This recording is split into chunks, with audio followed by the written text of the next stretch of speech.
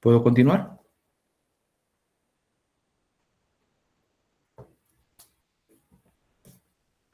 Sí, Lick, sí puede. Ok. Bien, vamos a empezar entonces con la rhabdoviridae.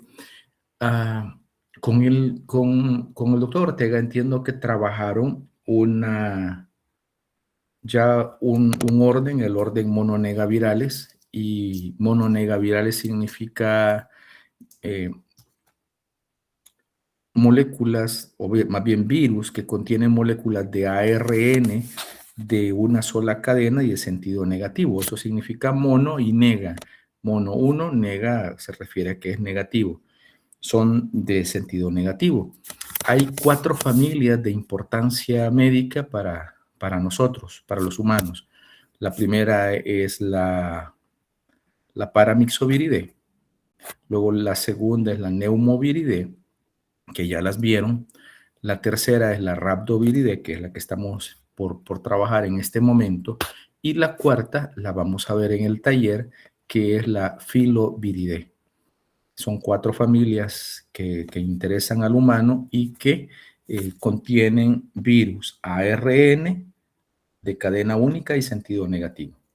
Ahora, el término Rhabdoviridae, que de aquí se origina el nombre del virus más adelante, el virus de la rabia, Rhabdoviridae tiene dos orígenes. El primer origen es un origen griego de la palabra rhabdos, que significa forma de bastón, porque los viriones de estos virus tienen aspecto característica como de bastón o de bala.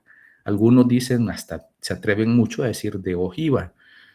Eh, el otro, la otra acepción por la que se puede utilizar es un término del sánscrito, que también es rhabdus, y que se refiere a una forma de responder, como de una actitud, eh, como de locura o algo parecido.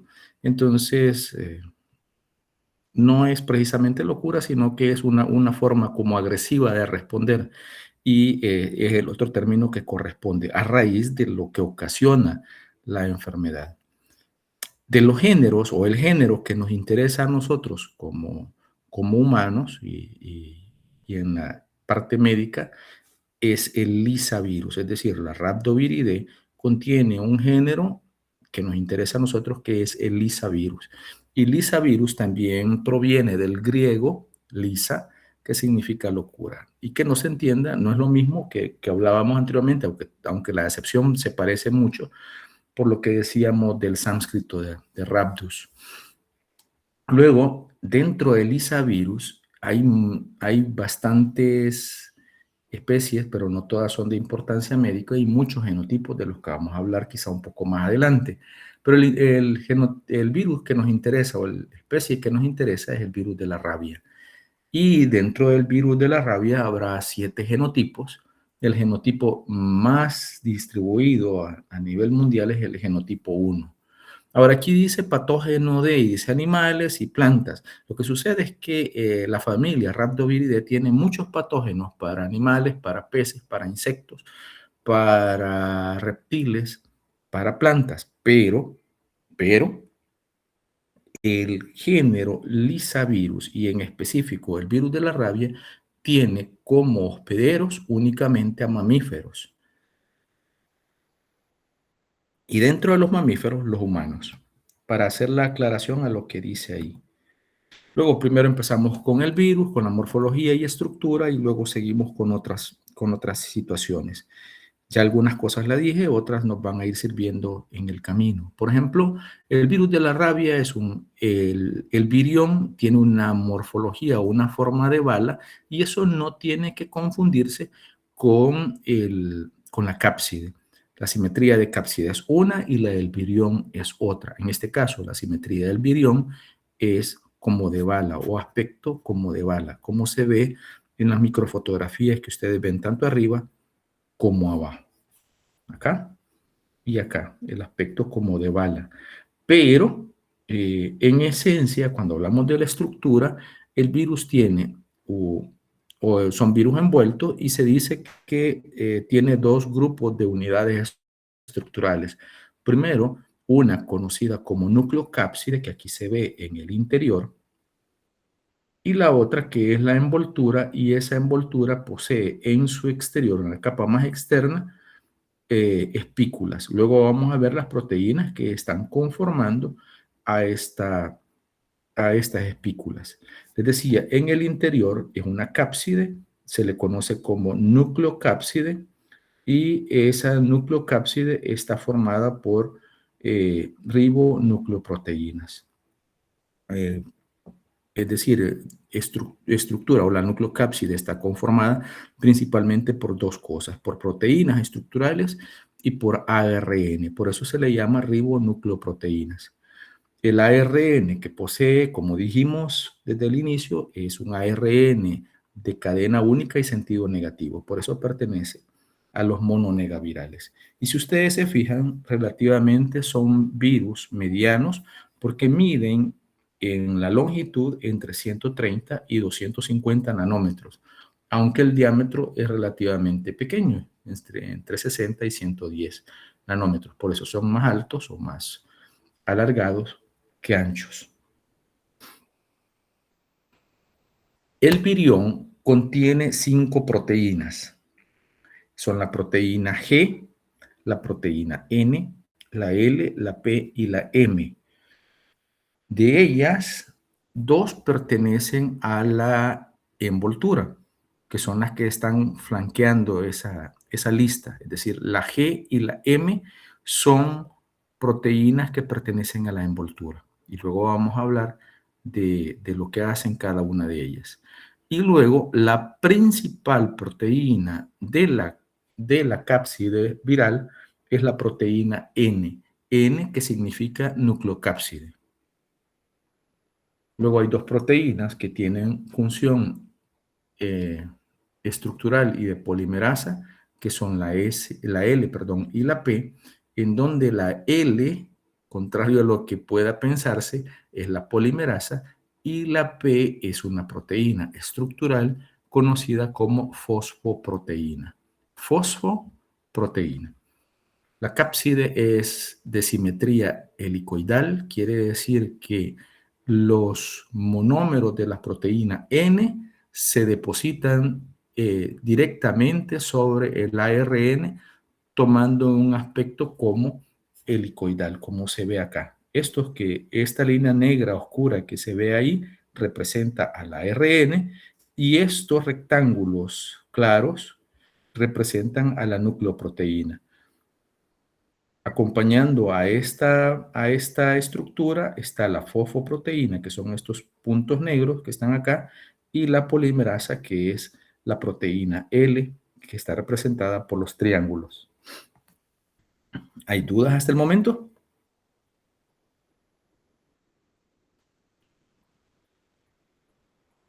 Si yo preguntara, ¿cuál es la principal proteína de cápside que respondieran? Perdón, en los virus de la rabia, ¿qué responderían?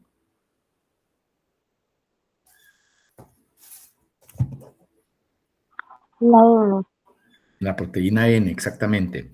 La proteína N se une directamente al ácido nucleico, que en este caso es ARN, y por lo tanto forma o conforma una cápside helicoidal, que da la apariencia de un cilindro estriado. Esta es apariencia.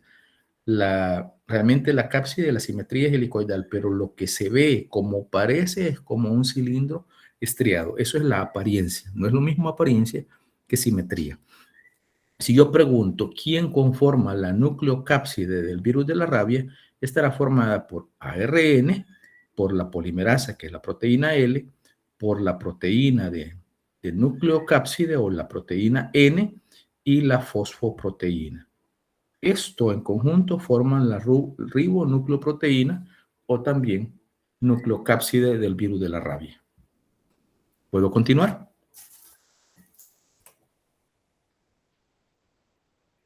Sigo.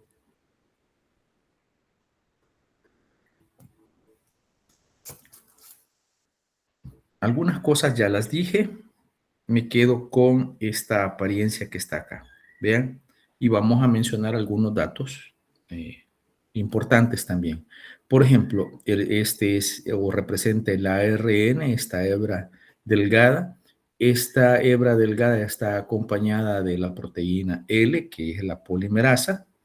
Luego está flanqueada por fosfoproteínas, que es la proteína P, pero principalmente por nucleoproteína o proteína N. Cuando se une directamente la proteína N con el ARN, forma esta estructura de apariencia de cilindro estriado, que es lo que se menciona en la diapositiva anterior. Ahora, esta diapositiva también me sirve porque la envoltura, que es la capa más externa que está rodeando al virus, posee en la cara interna de la envoltura a la proteína M, que es la proteína de matriz.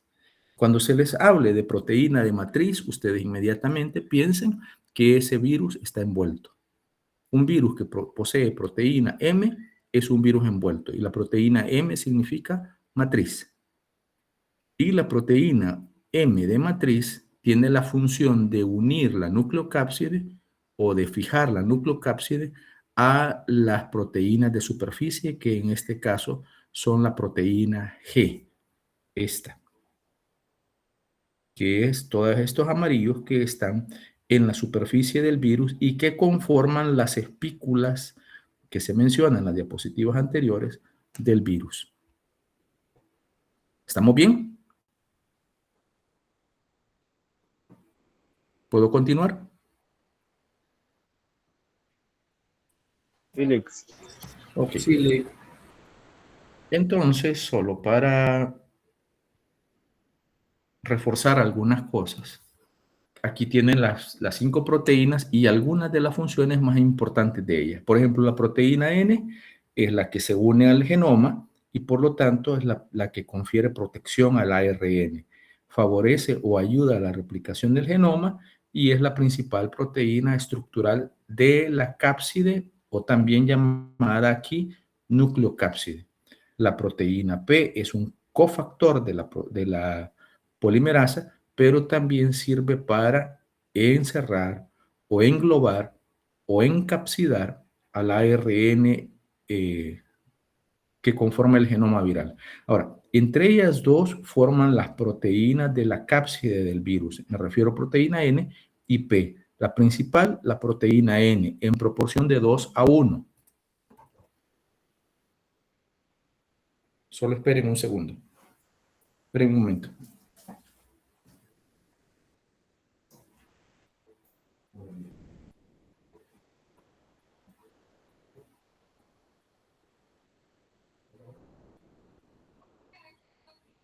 Te voy a dejar un paso, ¿viste?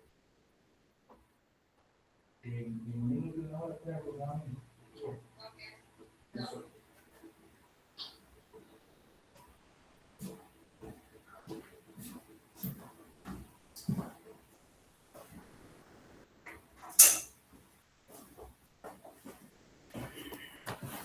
Hola, ¿me escuchan? Hola, hola. Sí, licenciado. Sí, Lick. Ok, continúa entonces. La proteína L, que es la polimerasa, que es una ARN polimerasa dependiente de ARN, ya eso es solo recordar cosas. La proteína o la glucoproteína G tiene una doble función, es el ligando, por lo tanto, unión al receptor celular y la fusión celular, es decir, la fusión a las estructuras o a las membranas celulares. Finalmente, la proteína M, que es la proteína de matriz, que sirve en el proceso de ensamblaje del nuevo virus, también tiene una doble función interesante, que a pesar de que sea una proteína estructural, tiene funciones que le permiten regular, primero, inhibiendo la síntesis del ARN celular y también del ARN viral, es decir, una vez la proteína M empieza a cubrir a la ribonucleoproteína, ese virus ya no se va a replicar, sino que va a continuar la formación de la partícula viral, pero también modula o regula la respuesta inmune, inhibiendo las vías de activación del interferón de tipo 1. Por lo tanto, le confiere cierta virulencia a los virus, la proteína M. Respecto del ciclo replicativo, ahí dice Negri en 1909, quien fue que lo propuso en primera instancia, y a raíz de eso, unas estructuras que se forman en las células reciben el nombre de él o su apellido, y las vamos a ver más adelante. Bien, las células blanco, digo células blanco. El virus suele entrar por mordedura, suele entrar por arañazos, por soluciones de continuidad a nivel de piel. Y el virus se va a replicar, después vamos a hablar de la replicación, pero se va a replicar primero localmente. Y el primer sitio de replicación suelen ser las fibras musculares. A partir de esto se generan nuevas partículas virales que van a invadir a la célula principal diana de este virus, que son las neuronas. Ojo que estoy diciendo el paso a paso. Una vez invade a las neuronas, normalmente lo hace en la periferia de las neuronas e inicia con las neuronas sensoriales o neuronas motoras, pero en el sistema nervioso periférico.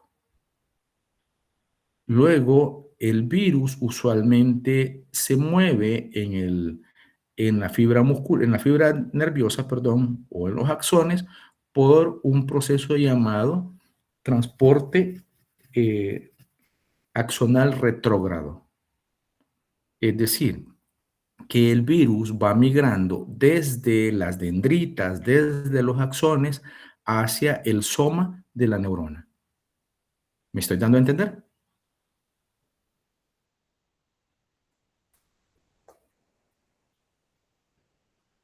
¿Estoy preguntando? Sí, Lick. Ok, entonces cuando llega al cuerpo de las neuronas, este puede pasar a otra neurona, que usualmente será una neurona del sistema nervioso central, y causa el daño a la neurona, como se verá un poco más adelante, y también esto implicará que la neurona que va a afectar ahora suele ser una neurona del sistema nervioso central, y que las manifestaciones de la enfermedad inician en este momento. Luego, el virus migró desde la periferia hacia el sistema nervioso central, pero cuando inician las manifestaciones, el virus hace un nuevo viaje, que es un viaje en sentido contrario. Es decir, ahora infectó a las neuronas del sistema nervioso central, y estas van a viajar hacia las terminaciones nerviosas que inervan, y van a afectar sobre todo algunas glándulas, principalmente las glándulas salivales. Por eso es que el virus es posible encontrarlo en la saliva de los animales, incluyendo la de los humanos. Entonces, por eso pongo ahí 3 grupos de células que son infectadas por este virus: las neuronas, las células musculares y las células de las glándulas salivales. Pero la célula más importante que se ve afectada son las neuronas. ¿Cuáles son las células que permiten la primera replicación del virus? Típicamente, no digo siempre, pero sí típicamente son las células musculares. ¿Por qué no digo siempre? Porque de pronto la persona por A, B, C o D motivo puede infectarse directamente su sistema nervioso central. Y entonces, si es así, como por ejemplo en el caso de un trasplante de córnea, por ejemplo de un traumatismo que implique que el virus penetre directamente en la masa encefálica, la infección es directamente a las neuronas y no necesita pasar por las fibras musculares. ¿Se está entendiendo? Sí, Lick. Aquí voy a meterme en Honduras, pero no importa. Ya nos metimos hace años, una vez más, no importa. El virus tiene un periodo de incubación que normalmente puede durar algunos días hasta años. ¿De qué depende? De varios factores, de la cantidad de virus que penetre, del daño o la lesión que se genere al momento de penetrar, porque eso va a hacer que más tejido esté expuesto, y tercero, de la distancia de inoculación al sistema nervioso central. No es lo mismo que alguien lo muerda un perro en la cara o que lo muerde en la cabeza, a que se tenga una lamedura de un perro en una herida en el dedo gordo del pie, por ejemplo. Son dos cosas diferentes y una cosa puede durar un par de semanas y la otra puede durar hasta años de evolución hasta que se desarrollen las manifestaciones, de las que vamos a hablar en el ciclo 2. Si quieren leer parte de eso y cómo se desarrolla de una forma diferente esta enfermedad, pueden leer Del amor y otros demonios de García Márquez, que habla de una niña que sufre o que parece que sufre rabia. Entonces, les puede servir, cuando menos para verlo de una manera diferente. ¿Cuáles son algunos de los receptores que reconoce el virus? Ojo, el ligando dijimos que era, ¿qué proteína? Recuérdenmelo.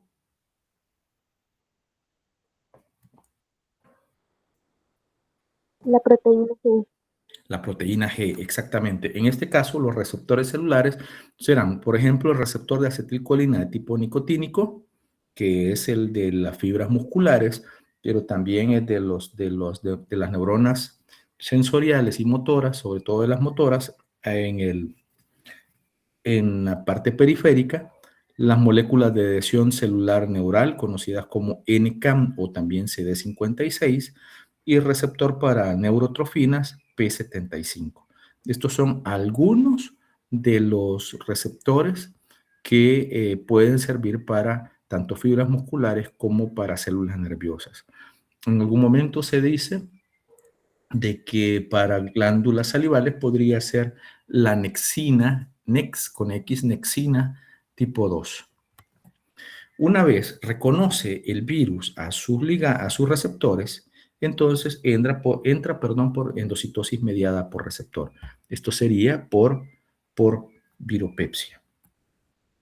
Luego, en el citoplasma se descapsida, primero pierde su envoltura porque se une la envoltura del virus a las membranas del endosoma y la nucleoproteína se libera en el citoplasma. Y en el citoplasma se da la replicación viral, la formación de las proteínas virales, incluyendo la proteína M y la proteína G, y también la síntesis del ARN, que en este caso sería ARN de cadena única y sentido negativo. El virus sufre morfogénesis, que quizás me adelanto y lo vemos acá. El virus sufre morfogénesis porque, por ejemplo, la proteína M, que es lo número 8 que se ve aquí, migra igual que la proteína G a la superficie de la célula y los genomas van siendo envueltos primero por nucleoproteína, luego por proteína P y en su interior queda la proteína L, que sería la polimerasa, y este virus ya la nucleocápside reconoce a la proteína M y por eso la proteína M tiene un gran papel importantísimo en la morfogénesis del virus y finalmente salen por gemación. Es decir, la forma en que el virus sale de la célula es por gemación. En teoría, este virus no es un virus lítico y por lo tanto, de hecho, hace mucho para modular que la célula no se muera y por lo tanto pueda permitir que se continúen produciendo partículas virales. Aquí hay un dato interesante también. En el citoplasma se está dando la replicación viral y en el citoplasma se están produciendo muchas proteínas N, muchas proteínas P, muchas proteínas L. Hay un núcleo que se genera donde se están produciendo estas proteínas que están formando la nucleoproteína, y la célula parasitada usualmente va a desarrollar un sitio que se conoce como cuerpo de inclusión, en donde hay abundante cantidad de partículas virales que aún están inmaduras. ¿Por qué? Porque todavía no han recogido la proteína M ni la proteína G, por lo tanto no han gemado, no han obtenido su envoltura. A ese cuerpo o a esos cuerpos de inclusión que se forman típicamente en el citoplasma se les conoce como corpúsculos de Negri, que son típicos patognomónicos, y eso significa muy característicos de la rabia. Cuando se hace una búsqueda de por ejemplo, post-mortem de cerebro, o en una persona que está viva en el cuello, en la piel del cuello, se hace una búsqueda de posibles causas de muerte. Pues si se encuentran en las neuronas los corpúsculos de Negri, se dice de que casi que inmediatamente eso refleja de que esa persona o ese animal tienen o murieron por rabia. ¿Se entiende?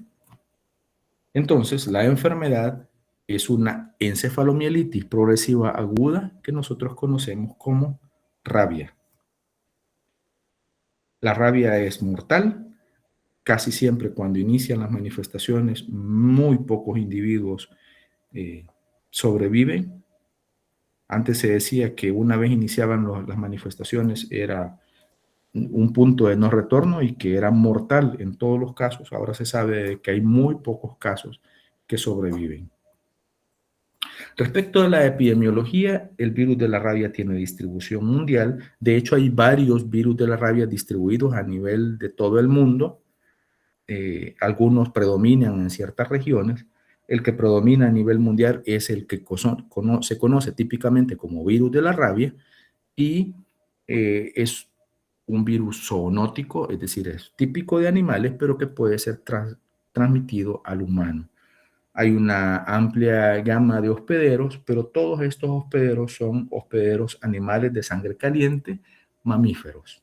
Porque las aves, es cierto, son de sangre caliente, pero son refractarias a la infección por el virus de la rabia.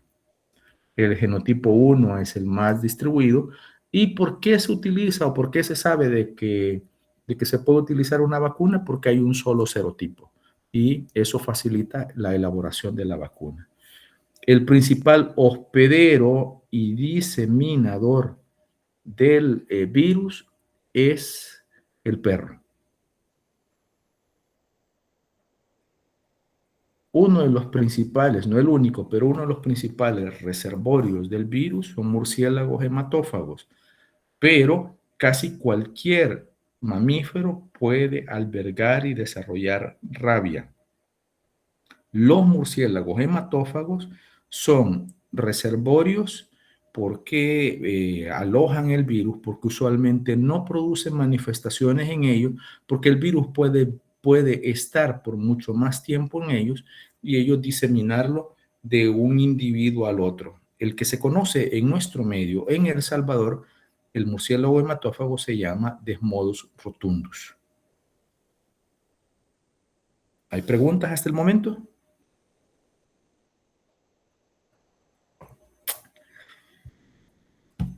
No se preocupen con lo que ven. Solo quiero decirles que se conocen hasta el momento 2 filogrupos del virus de la rabia, de virus de la rabia. El filogrupo 1 y el filogrupo 2. Dentro del filogrupo 1 está el virus que más nos interesa a nosotros, que es el virus de la rabia, y es el más conocido. Todos estos causan rabia, pero a ese se le llama virus de la rabia como tal. Y es el que nos interesa porque es el que está distribuido más ampliamente. Pero si ustedes se fijan, hay lisavirus de murciélagos australianos, virus Duvenhage, los virus de murciélagos europeos, virus de murciélagos taiwaneses, este par de virus que son africanos, también estos que son africanos. Hay muchos virus africanos en todo en todo este grupo, pero lo que más nos interesa, el que más nos interesa es el virus de la rabia. Igual el filogrupo 2, los virus de los murciélagos de lagos de Nigeria, el virus Mocola y otros virus, incluyendo virus europeos. Pero como les digo, es solo un dato, solo sirve para poder ver qué tantos virus posibles hay y que algunos afectan principalmente a animales, pero que el que afecta a humanos y que se ha distribuido mucho más es el virus de la rabia y pertenece al filogrupo 1. ¿Cómo nos podemos infectar? ¿O cómo se puede infectar un mamífero? Por la orina, por la saliva, por la sangre, por el sistema nervioso central de un hospedero parasitado, de un hospedero infectado. ¿Por qué de la orina? Por ejemplo, se ha demostrado, creo que esta es la diapositiva que viene acá. Sí. Se ha demostrado que los espeleólogos o personas que les gusta por deporte, por hobby, entrar a las cuevas, pueden infectarse, sobre todo si en esas cuevas hay gran cantidad de murciélagos. Claro, tienen que ser murciélagos parasitados por virus de la rabia y que están orinando permanentemente dentro de ese lugar. En ese lugar se crean aerosoles y en esos aerosoles está disperso el virus de la rabia. Si una persona entra en esos lugares e inhala esos aerosoles que tienen virus de la rabia, puede adquirir rabia. Eso es una forma no típica, pero puede darse. Las formas más típicas son las mordeduras, los arañazos o las lameduras de un animal infectado con el virus de la rabia. En ese momento, el virus ya está en las glándulas salivales y por lo tanto, el virus está presente en la saliva.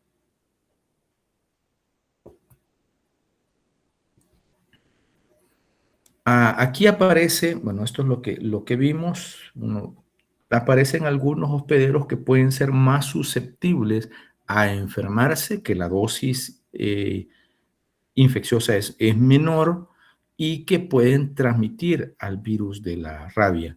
Los que más pueden hacerlo son los zorros, coyotes, chacales, lobos, perros, aquí están los perros, vean, zorrillos, mapaches, gatos y murciélagos.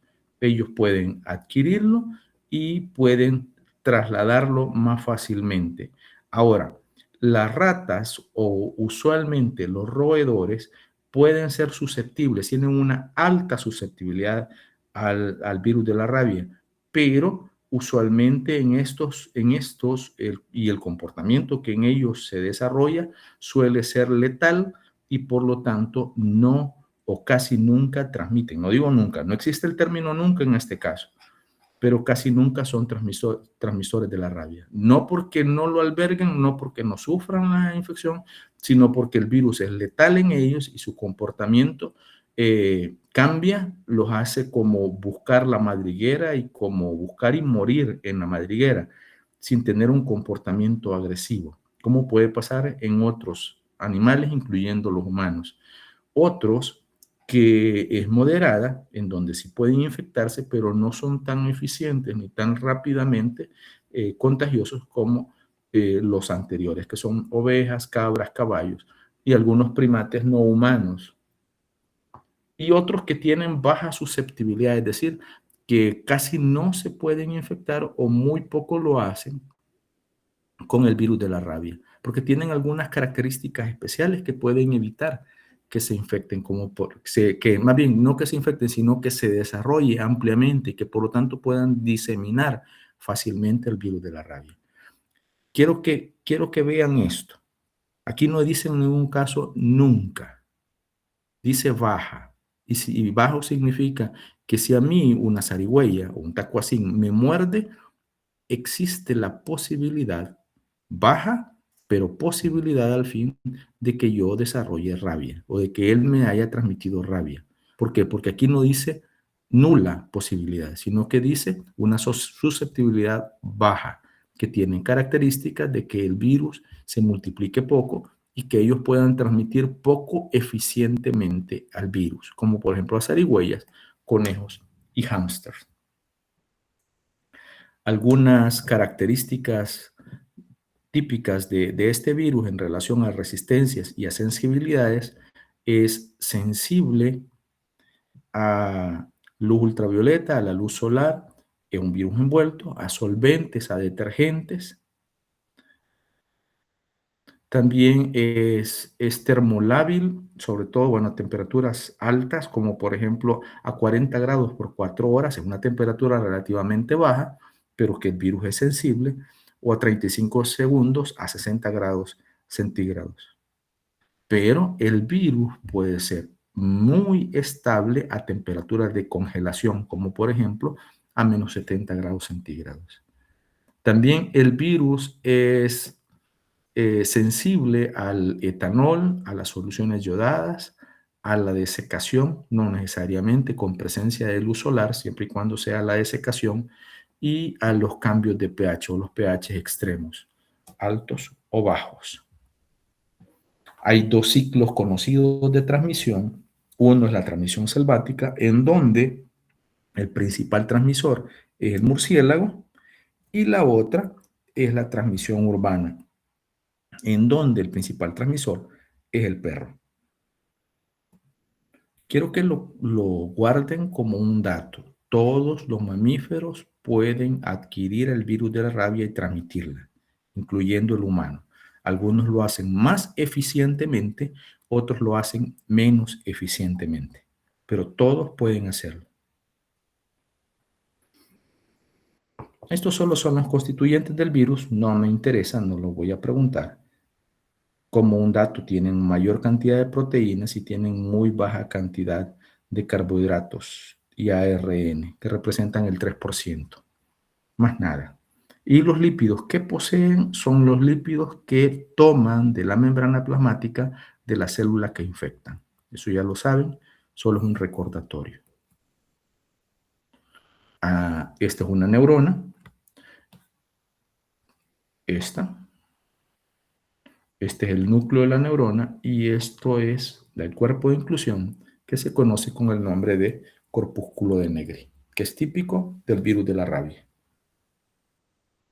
Terminamos virus de la rabia, tendré muy poco tiempo, pero así de corto también es lo que viene en relación a la siguiente familia, que es la Matonaviridae, y continuamos. ¿Tienen dudas sobre el virus de la rabia?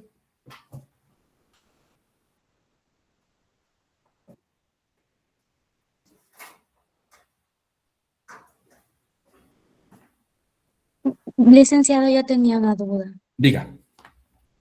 Mencionaba que el periodo de incubación podría ser por días o años dependiendo de 3 características y no recuerdo exactamente cuáles eran las 3, no sé si las podría repetir. La primera es la distancia de la lesión o dónde penetra el virus al sistema nervioso central. A mayor distancia, mayor tiempo.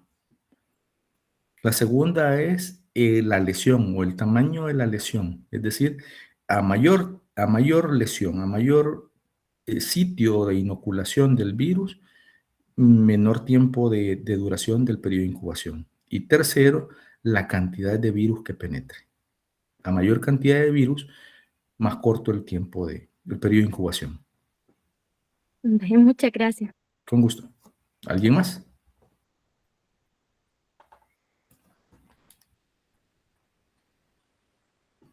Vamos con el siguiente.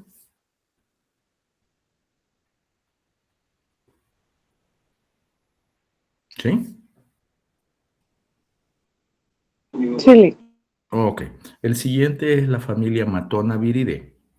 el género es conocido como rubivirus y el único virus que nos interesa a los humanos es el virus de la rubiola. El virus de la rubiola son virus pequeños que miden entre 50 y 90 nanómetros, pero en promedio 70 nanómetros. Son virus envueltos, son virus pleomórficos, y pleomórfico significa que el virión puede tener diferentes formas. De hecho, hay formas esféricas o circulares o formas filamentosas posibles de observar. Antes, estos virus, me refiero al género rubivirus y dentro de ellos el virus de la rubiola, estaba ubicado en la familia Togaviridae. Pero se vio que había muchas características que no compaginaban con, me refiero, características biológicas, características de ciclo replicativo, características estructurales y genéticas que no correspondían con los Togaviridae. Y por lo tanto se les sacó de ahí y se generó una nueva familia para ellos, la Matonaviridae. Y la Matonaviridae toma su nombre por el científico o médico que en primera instancia describió a la rubiola, que es Georges de Maton, o Jorge de Maton, y de ahí el nombre de Matonaviridae. Decía que son virus envueltos.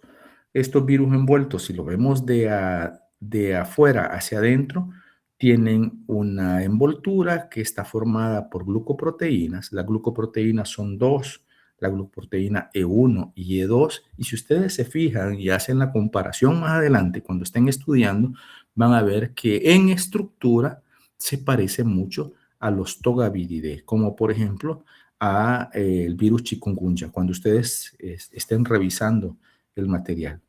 Luego, si vamos hacia adentro, la cápside es icosaédrica y esa cápside está formada por una única proteína conocida como proteína C. En el interior posee el genoma y el genoma es ARN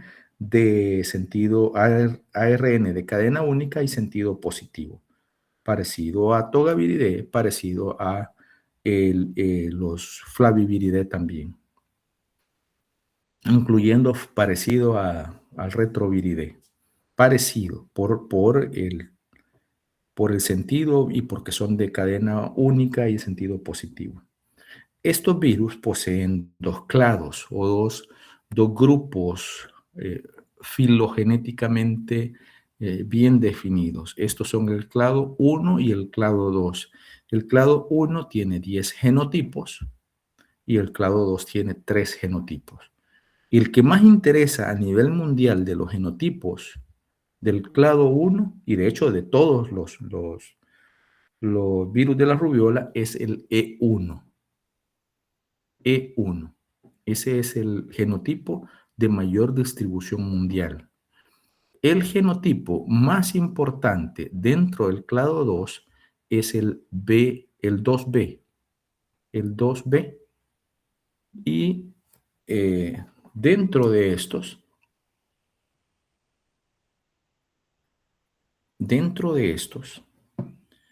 decir que los 2B, por ejemplo, son más típicos en Europa y la distribución es más amplia en el continente europeo. En cambio, el E1 es el de mayor distribución a nivel mundial. Por lo tanto, si tuviera que preguntar algo, yo preguntaría por el E1, el clado E1. Y no confundan E1 clado con E1 glucoproteína. Aunque se escriben igual, no se refiere a lo mismo. Perdón, clado, no, genotipo dentro del clado 1. Y luego el serotipo, un solo serotipo, y por eso también es muy conveniente la elaboración y la aplicación de una vacuna contra la rubiola, porque hay muy poca variación antigénica entre genotipos del virus de la rubiola. A pesar de que sean varios, no hay tanta variación antigénica. Las células diana suelen ser varias células, las células epiteliales del tracto respiratorio, células de los ganglios linfáticos, células del sistema nervioso central y los receptores. Esto Habrá poco que se diga porque hay cosas que todavía no se saben dentro de este virus de la rubiola, a pesar de que sea conocida la enfermedad por algún tiempo, pero quizás se le ha dado muy poca trascendencia como para buscar información o crear información sobre él. Por ejemplo, los receptores, hay varios receptores, pero no todos están caracterizados. Solo se conoce un receptor caracterizado hasta el momento, que es la glicoproteína de mielina del oligodendrocito, y esto hablaría de una infección en el sistema nervioso central. Pero de las células epiteliales y de las células en los ganglios linfáticos no se habla o no se conoce a ciencia cierta el receptor que pueda servir para unirse con este virus. Sí es importante que esos receptores se unen con el ligando E1.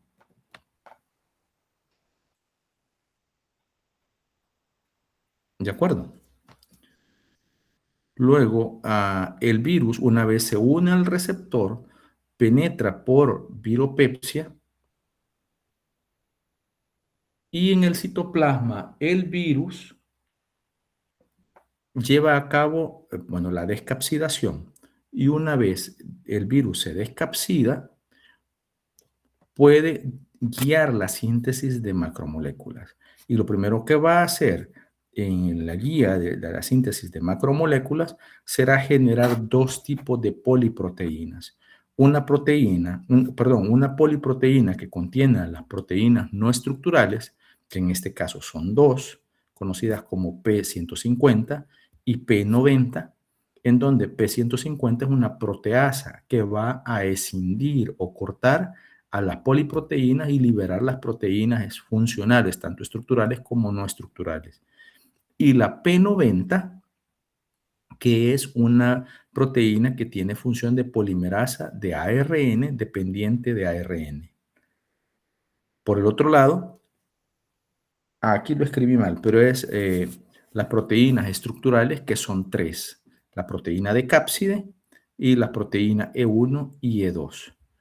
Cuando hay suficiente proteínas, tanto estructurales como no estructurales, producidas, lo que va a suceder es que el virus va a detener la síntesis de proteínas y va a guiar casi que inmediatamente la replicación del genoma. Esta replicación del genoma sucede de una forma muy parecida como sucede con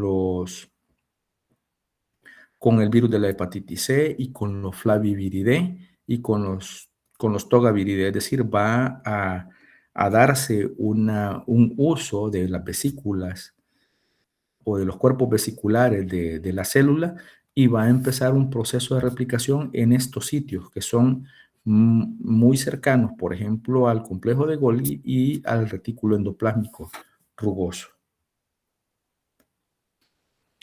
Las proteínas E1 y E2 podrían unirse al complejo de Golgi, a las cisternas del complejo de Golgi o a la membrana plasmática. Y esto depende del tipo celular. No es que suceda lo mismo en los dos tipos celulares, pero hay tipos celulares en donde se depositan principalmente en las cisternas del complejo de Golgi y otros tipos celulares en donde se deposita en la membrana plasmática. El virus se forma o se da la morfogénesis en donde las proteínas de cápside en estas vesículas de las que hablé rodea al genoma y se mueve captando en el complejo de Golgi o en la membrana plasmática a la envoltura por gemación. Usualmente, lo más típico, lo más común es que esto suceda en el complejo de Golgi. Y cuando sucede en el complejo de Golgi, el virus suele salir, esto es lo más común. O sea, claro, es lo más común. El virus sale principalmente por exocitosis. Este virus no es lítico, por lo tanto no causa la destrucción, no causa la muerte de la célula. Sí, termina causándola de forma indirecta, pero no directamente. El virus se apodera de la maquinaria celular, la célula no produce sus proteínas y a raíz de eso puede en algún momento morir, pero no lo hace porque el virus le cause lisis. El virus de hecho intenta mantenerla viva la mayor cantidad de tiempo posible.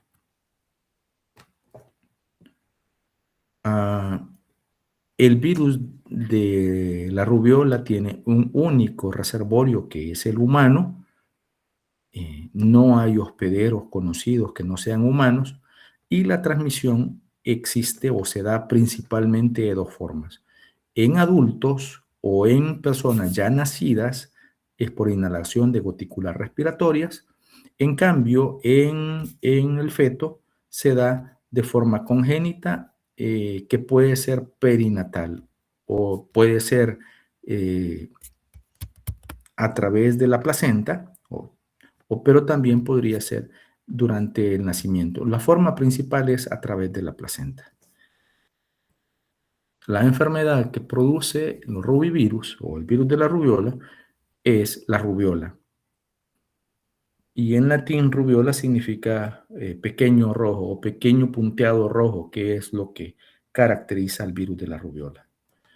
Muchachos, esta ha sido la última diapositiva. Esta es mi última clase. Espero les haya servido. Espero que sea de su agrado y que puedan comprender. Si tienen alguna duda, bienvenidos. Si sirvo en algo durante su formación, que ya no sea en nuestro